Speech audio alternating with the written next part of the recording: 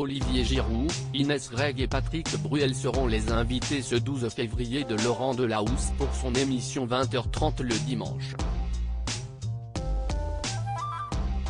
De retour d'Algérie, il est originaire de Tlemcen, le chanteur est revenu sur sa terre natale après plus de 60 ans d'exil, accompagné de sa maman. Une expérience qu'il racontera en plateau. S'il évoquera sa famille et ses souvenirs, Patrick Bruel ne parlera peut-être pas de sa belle histoire avec Amanda Sterz, la mère de ses fils Oscar, né en 2003 et Léon, né en 2005. Entre eux, la romance a été merveilleuse et leur rencontre en 2001, magique. Lorsque je rencontre Amanda, je sais que si est-il. 2 jours plus tard, je lui dis qu'on aura 2 enfants. Avait-il déclaré dans son livre Conversation avec Claude Askolovitch, paru en 2011 aux éditions Plomb. Et si leur histoire est aujourd'hui terminée, le chanteur et l'écrivaine qui ont été mariés de 2004 à 2007 ont su rester en bons termes pour leurs enfants.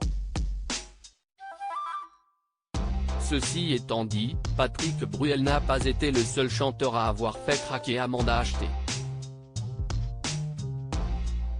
Celle qui est aussi scénariste et réalisatrice s'est affichée ensuite aux côtés de Sinclair, chanteur, ex-juré de Nouvelle Star et ex d'Emma de Cône avec qui il a eu une enfant, Nina.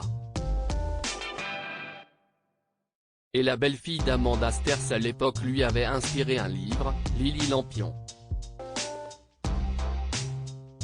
Sinclair et l'ex de Patrick Bruel ont même écrit une comédie musicale tirée de cet ouvrage.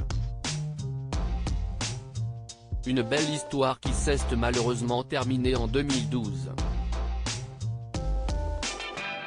Et aujourd'hui, cet été Amanda Sterz avait intrigué avec une photo prise par son amoureux et postée sur Instagram. Un supposé chéri qu'elle n'a jamais dévoilé et qui n'est peut-être plus d'actualité étant donné que la parution a depuis été supprimée. Patrick Bruel, lui, a eu quelques relations après son divorce mais rien qui n'a duré très longtemps. Le chanteur préférant peut-être donner tout son amour à ses fils dont l'aîné est en 3e année de médecine, tandis que le cadet est toujours au lycée. À gala, il a expliqué récemment, avec leur mère, il y a eu constamment une entente extraordinaire, la volonté d'une éducation commune.